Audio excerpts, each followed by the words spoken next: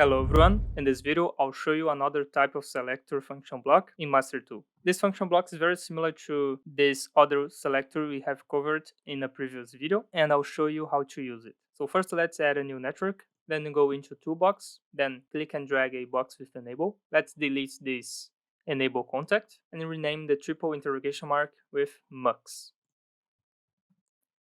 And if you already guessed, yes, this is a multiplexer function block. And so what it does, it has a k input, which is the indexer, and you can add multiple inputs, which are the multiplexer values that it's going to output when selected. And to add more inputs, we can right click the multiplexer function block, then select append input.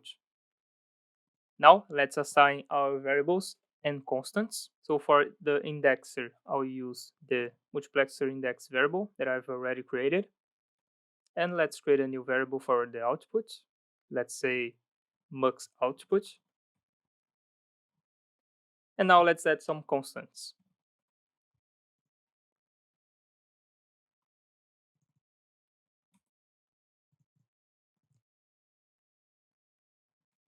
There we go.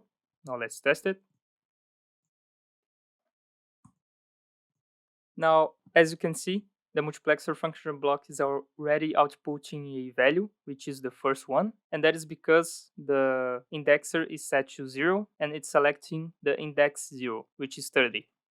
So if I change the index to, let's say, 1,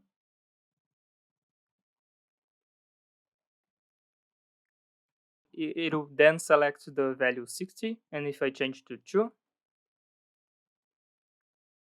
it will select the value 90. So that's how you use the multiplexer function block in Master 2, and I see you on the next video.